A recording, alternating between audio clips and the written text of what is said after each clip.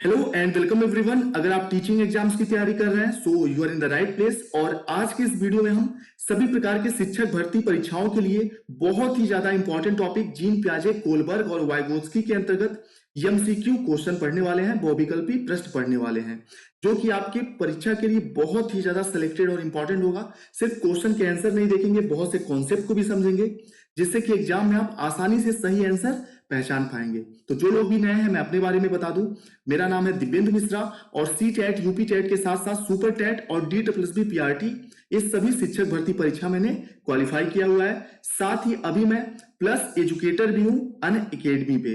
तो अनअकैडमी पे भी आप मुझे फॉलो कर सकते हैं, जुड़ सकते हैं मेरे साथ दिव्येंद्र मिश्रा के नाम से। तो चलिए बिना टाइम गवाए आज का वीडियो शुरू करते हैं। पहला क्वेश्चन है, और देखिए सिर्फ एमसीक्यू क्वेश्चन करेंगे क्योंकि इसके जो भी हमने डिटेल में थ्योरी थी उसको हमने पढ़ लिया है। आपने नहीं देखा है तो नीचे डिस्क्रिप्शन में आपको लिंक मिल जाएगा वीडियो का, आप डिटेल में चाहे तो देख सकते हैं। पहला क्वेश्चन है आपके सामने, बच्चों के विकास से संबंधित निर्माण एवं खोज का सिद्धांत किस मनोवैज्ञानिक ने दिया था, किस सिद्धांतकार ने दिया था। बच्चों के विकास से संबंधित निर्माण एवं खोज का सिद्धांत जो है जीन पियाजे के द्वारा दिया गया था। ठीक है, सीधे आंसर बताएंगे ताकि कम से कम समय में आपके सभी क्वेश्चन हो जाएं। पहले क्वेश्चन का सही आंसर है सी, जीन पियाजे। निर्माण एवं खोज का सिद्धांत जीन पियाजे द्वारा दिया गया था। दूसरा क्वेश्चन है आपके सामने, अवधारणाओं का विकास मुख्य रूप से संबंधित है। अवधारणाओं का विकास मुख्य रूप से किससे संबंधित है, सामाजिक, बौद्धिक, संवेगात्मक या फिर शारीरिक से। तो बौद्धिक विकास से संबंधित है अवधारणाओं का विकास। ठीक है, ध्यान रखिएगा जीन पियाजे के थ्योरी के अंतर्गत ये अवधारणाओं का विकास है और अवधारणाओं का विकास बौद्धिक विकास से संबंधित है। बौद्धिक विकास को ही हम संज्ञानात्मक विकास के नाम से भी जानते हैं। मैं आपको बता दूं, अगर कभी भी बौद्धिक विकास आए तो आप समझ जाइएगा कि जीन पियाजे के संज्ञानात्मक विकास की बात हो रही है। ठीक है, संज्ञानात्मक विकास, कॉग्निटिव डेवलपमेंट, आपने पढ़ा ही होगा इसको। तो दूसरे का सही आंसर बी होगा। तीसरा क्वेश्चन देखिए आपके सामने आपके स्क्रीन पे, जीन पियाजे के संज्ञानात्मक विकास के किस अवस्था में बच्चा वस्तु अस्थायित्व का गुण विकसित कर लेता है या बच्चे में वस्तु अस्थायित्व का गुण विकसित हो जाता है। चलिए बताइए, पूर्व संक्रियात्मक, मूर्त संक्रियात्मक या फिर औपचारिक संक्रियात्मक या इंद्रिय जनित अवस्था। ठीक है, तो इसका सही आंसर होगा पूर्व संक्रियात्मक अवस्था। ए ऑप्शन इसका सही होगा। ठीक है, तीसरे का ए सही है। पूर्व संक्रियात्मक अवस्था में वस्तु अस्थायित्व, ठीक है, ऑब्जेक्ट्स परमानेंस बच्चे में विकसित हो जाती है। ध्यान रखिएगा, जीन पियाजे के विकास से, संज्ञानात्मक विकास के थ्योरी से रिलेटेड क्वेश्चन है। चौथा क्वेश्चन आपके सामने, बच्चे अपने ज्ञान का सृजन स्वयं करते हैं, किस मनोवैज्ञानिक ने कहा था। बच्चे अपने ज्ञान का सृजन स्वयं करते हैं, नन्हे वैज्ञानिक होते हैं, ये सभी बातें जीन पियाजे द्वारा कही गई थी। ये भी इंपॉर्टेंट है, नोट कर लीजिए, बच्चे नन्हे वैज्ञानिक होते हैं। ठीक है, बच्चे नन्हे वैज्ञानिक होते हैं। ठीक है, नन्हे वैज्ञानिक होते हैं के बाद जीन पियाजे ने कहा था, ये भी आपसे पूछा जा सकता है या किसी भी क्वेश्चन में आए तो आप समझ जाइएगा जीन पियाजे से संबंधित वो क्वेश्चन है। चलिए पांचवा क्वेश्चन आपके सामने, वह कौन सा स्थान है जहां बच्चे के बौद्धिक विकास को सबसे बेहतर ढंग से परिभाषित किया जा सकता है। और सी टेट के साथ साथ सुपर टेट या कोई भी DSSB KBS का एग्जाम आप देंगे, ये सभी क्वेश्चन बहुत ही इंपॉर्टेंट है और 5-6 क्वेश्चन तो यहां से हर हाल में पूछे जाते हैं। कम से कम 5-6 क्वेश्चन आएंगे CDP में।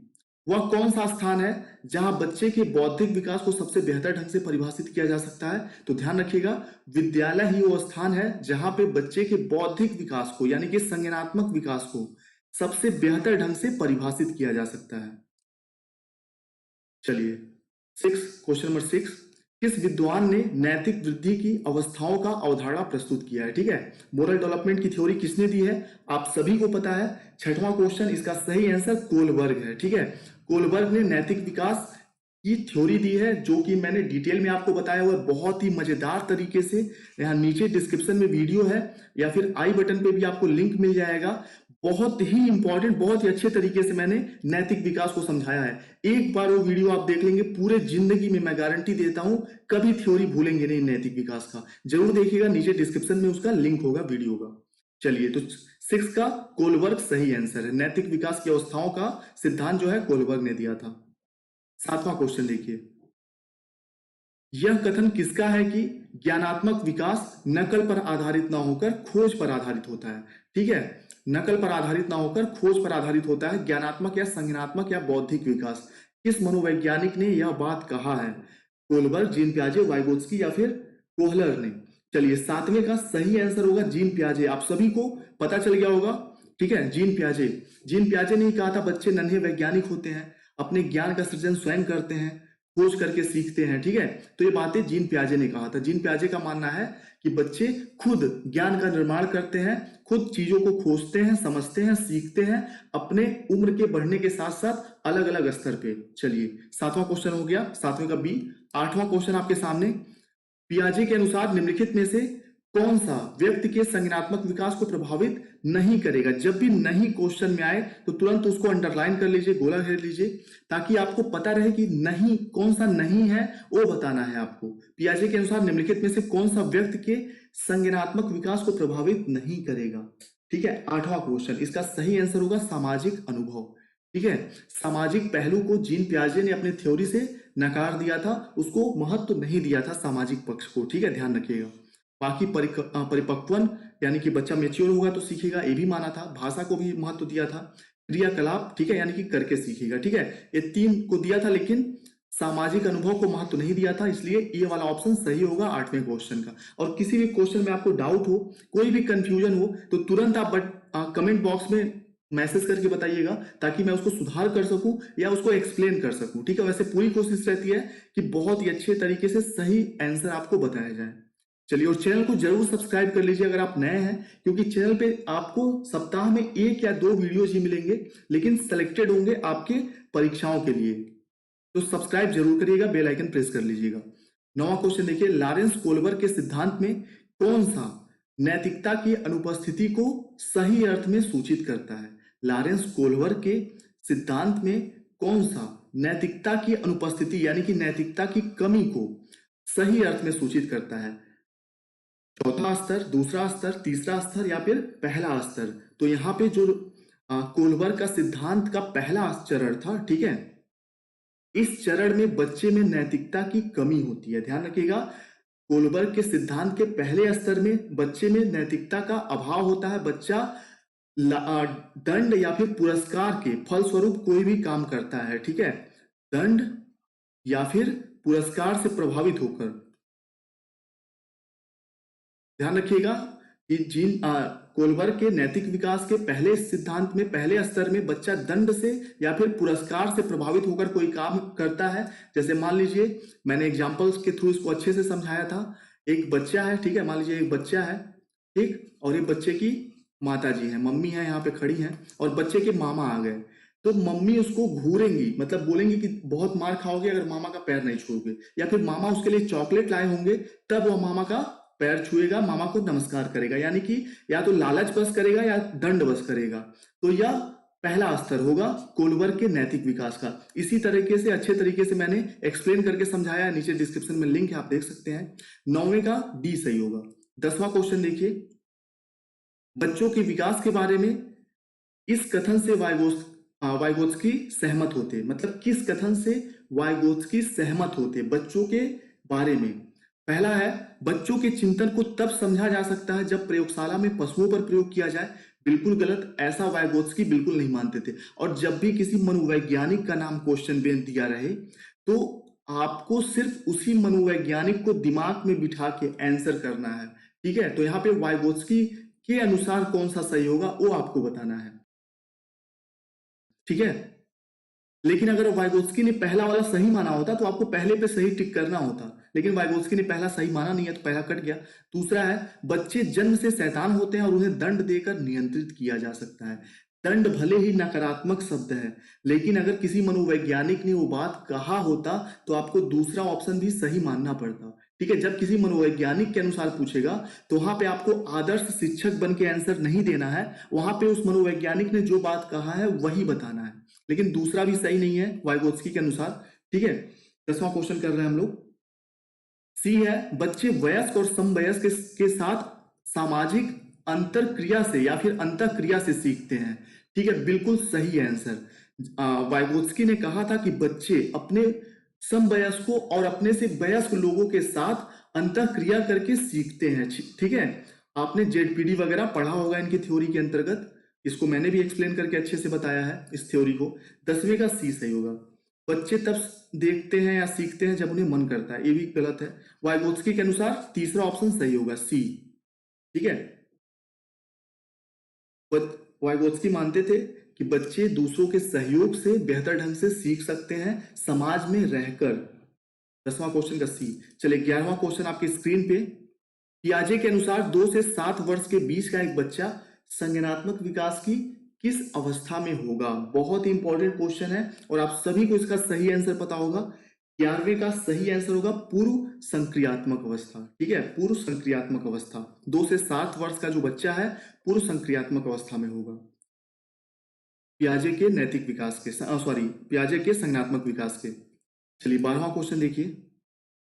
कोलबर्ग के सिद्धांत के पूर्व परंपरागत स्तर के अनुसार कोई नैतिक निर्णय लेते समय एक व्यक्ति में निम्नलिखित में से किस तरह का प्रवर्त होगा? ठीक है, किस तरह का व्यवहार होगा? प्रवर्त यानी कि व्यवहार कह सकते हैं।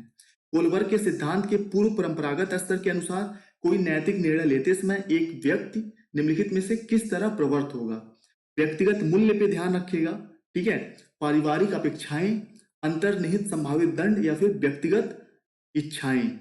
चलिए 12वें का सही आंसर आपको पता होगा, मैंने अभी पहला स्तर आपको एक्सप्लेन किया था कुछ समय पहले पिछले क्वेश्चन में। ठीक है, पहले स्तर में बच्चा किस चीज से प्रभावित होता है, मैंने आपको साफ साफ बताया, या तो दंड से या फिर पुरस्कार से। ठीक है, पूर्व परंपरागत जो स्तर है या पहला स्तर है, तो अंतर्निहित संभावित दंड से। सी ऑप्शन सही होगा 12वें का, ध्यान रखिएगा। चलिए 13वां क्वेश्चन देखिए। वाइगोत्स्की के अनुसार संज्ञानात्मक विकास का मुख्य कारण क्या है? वाइगोत्स्की के अनुसार संज्ञानात्मक विकास का मुख्य कारण क्या है? संतुलन, सामाजिक अन्योन्य क्रिया, मानसिक प्रारूप का समायोजन या फिर उद्दीपन अनुक्रिया युग्मन। तो वाइगोत्स्की ने किस पहलू पर फोकस किया था, किस पहलू पर बल दिया था, आप सभी को पता है। ठीक है, सामाजिक पहलू पे। तो सामाजिक अन्योन्य क्रिया से, ठीक है, अपने समवयस्कों और वयस्कों के साथ बच्चा संज्ञानात्मक विकास करता है, बच्चा सीखता है। तो बी ऑप्शन सही होगा। चलिए 13वां हो गया। 14 देखिए, क्वेश्चन नंबर 14। जीन पियाजे के अनुसार अधिगम के लिए निम्नलिखित में से क्या आवश्यक है? जीन पियाजे के अनुसार अधिगम के लिए निम्नलिखित में से क्या आवश्यक है, बताइए।